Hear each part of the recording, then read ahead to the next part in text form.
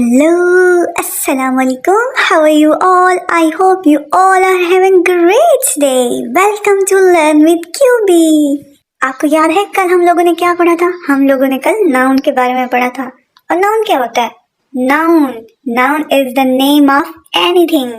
आज हम स्पीच के नेक्स्ट पार्ट के बारे में पढ़ेंगे और वो क्या है? वो है प्रोनाउन। ये प्रोनाउन क्या होता है? अगर कोई नाउन को धक्का देकर उसकी जगह ले ले तो उसको क्या कहते हैं? प्रोनाउन कहते हैं। सो pronoun are the words that take place of noun, mean जो कि नाउन की जगह ले लेते हैं। सवाल ये पैदा होता है कि जरूरत क्या है प्रोनाउन को यूज करने की? अच्छा भला नाउन यूज हो रहा था। मैं बताती हूँ। पता है, हया की दोस्त हया से मिलने हया के घर गई। हया ने हया की दोस्त को हया के ड्राइंग रूम में बिठाया। हया की दोस्त ने हया से कहा कि हया की दोस्त को हया की बुक चाहिए। हया ने हया की दोस्त को जवाब दिया कि हया की दोस्त को बुक नहीं दे सकती। उफ, चुप कर जाओ, ये क्या हया लगा रखी है? मेरे तो सर में दर्द हो गया है। आपको भी गुस्सा आ रहा है ना एक ही नाम बार बार सुन के? So, pronoun are the words that take place of noun in a sentence to avoid repetition. For example, I, we, you, they, he, she, it, anyone, someone, both, each, many, most. Now let's discuss about types of pronoun. First type क्या है? First type is personal pronoun. ये क्या होता है? Personal pronoun are pronouns that refers to people, animal or things. आपको subject और object का तो पता है ना? जो काम करता है वो सब्जेक्ट होता है और जिस पर काम हो रहा होता है वो क्या होता है? वो ऑब्जेक्ट होता है। तो ये जो पर्सनल प्रोनाउंस हैं, या तो ये सब्जेक्ट को धक्का देकर उसकी जगह लेंगे या फिर ऑब्जेक्ट की जगह पे आएंगे। अगर ये सब्जेक्ट की जगह पर यूज होंगे तो सब्जेक्टिव प्रोनाउन होंगे और अगर ऑब्जेक्ट की जगह पे यूज होंगे तो ऑब्जेक्टिव प्रोनाउन होंगे। सब्जेक्टिव प्रोनाउन में I, we, you, they, he, she, it, ये सारी की सारी भाग दौड़ करेंगे। जैसा कि I am going to office, okay. और हम क्या कह सकते हैं? They are playing cricket. मतलब I, you, they, he, she, it काम तो यही कर रहे हैं ना। और अगर सब कुछ उल्टा हो जाए और सारे के सारे काम ऑब्जेक्ट को करने पड़ जाएं तो फिर क्या बनेगा? तो ये ऑब्जेक्टिव प्रोनाउन होगा।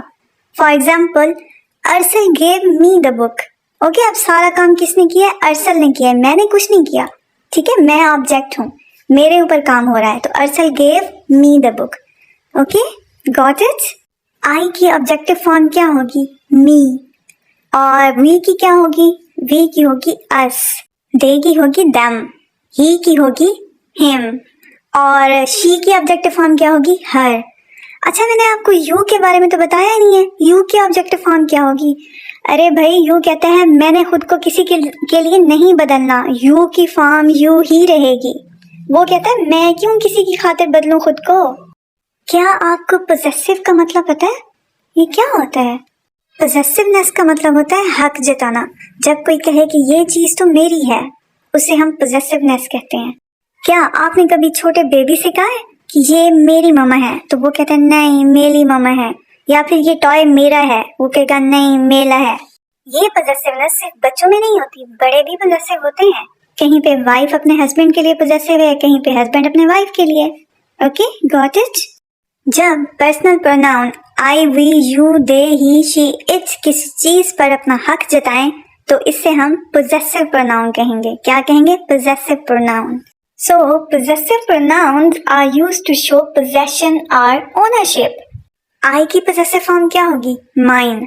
ऑब्जेक्टिव फॉर्म क्या थी? मी थी, लेकिन possessive form mine. This car is mine. अच्छा, शी की क्या होगी? शी की होगी हर्स। ठीक है, this book is hers. You की क्या होगी? यू की होगी योर्स। ऑलवेज रिमेंबर कि पर्सनल प्रोनाउन या तो सब्जेक्ट की जगह पे यूज होगा, सब्जेक्टिव प्रोनाउन बनेगा, या ऑब्जेक्ट की जगह पे यूज होगा, ऑब्जेक्टिव प्रोनाउन बनेगा, या फिर पोजेसिव प्रोनाउन बनेगा। Got it? अच्छा, नेक्स्ट है रिफ्लेक्सिव प्रोनाउन। रिफ्लेक्सिव प्रोनाउन क्या होते हैं? Reflexive pronoun refers back to the subject of sentence. मतलब ये तब यूज होते हैं जब सब्जेक्ट और ऑब्जेक्ट सेम हो। जैसे I hurt myself while cooking lunch. The dog cleaned itself. Examples इसकी क्या है? Myself, himself, herself, yourself. itself and themselves. क्या आपको demonstrate का मतलब पता है? Demonstrate का मतलब होता है शो करना, दिखाना, पेश करना. नेक्स्ट जो हमारा प्रोनाउन है वो है demonstrative pronoun. Demonstrative pronoun are used to point to some specific person, place or thing. There are 4 demonstrative pronoun. कौन कौन से? This, that, these, those.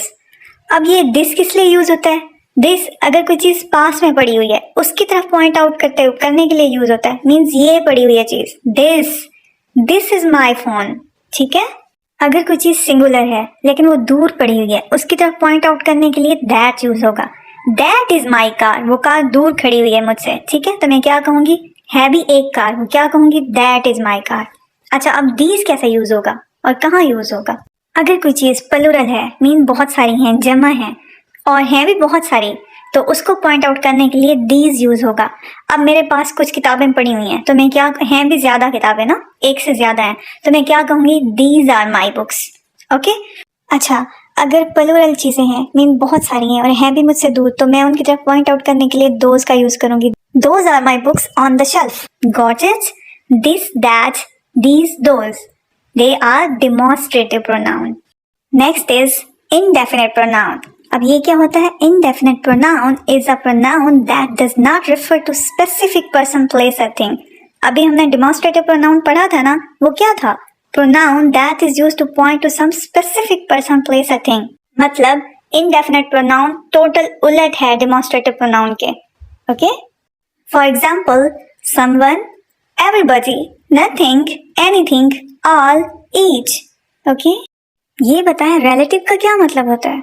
जिनके साथ हमारा रिलेशन होता है, ताल्लुक होता है, हम रिश्तेदार हैं, मीन हमारा आपस में कनेक्शन है. ठीक है. अब जो हम नेक्स्ट प्रोनाउन पढ़ने वाले हैं वो है रिलेटिव प्रोनाउन. वो क्या होते हैं? Relative pronoun are used to connect a clause और फ्रेज. अच्छा, इनका काम क्या होता है? ये हमें ज्यादा इंफॉर्मेशन देते हैं नाउन और प्रोनाउन के बारे में. They are used to add more information about noun or pronoun. फिर इससे क्या होता है? And helps to make the sentence more informative.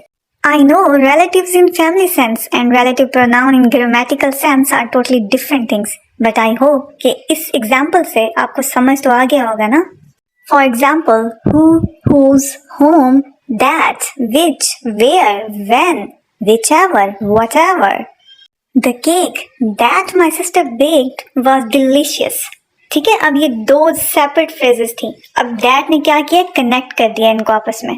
The city where I grew up has changed a lot in few years. Last one है interrogative pronoun. ये क्या होते हैं? Interrogative pronouns are used to ask questions. For example, what, who, whose, whom. अब आपने ये नहीं परेशान होना, अरे ये तो वही है जो हमने रिलेटिव प्रोनाउन में पढ़ी है, ये तो सेम टू सेम हो जाएगा.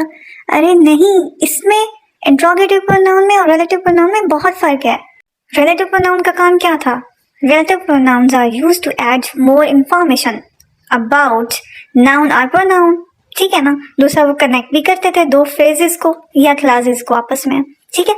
लेकिन ये इंट्रोगेटिव, ये क्वेश्चन करेंगे, सवाल पूछा जाएगा इसमें. समझ आ गया ना इन दोनों का डिफरेंस आपको? अच्छा, आज हमने क्या क्या पढ़ा है? आज हमने प्रोनाउन के बारे में पढ़ा है, फिर उसकी टाइप्स पढ़ी हैं.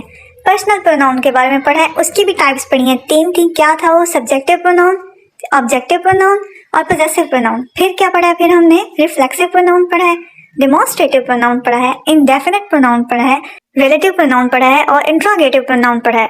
ओके.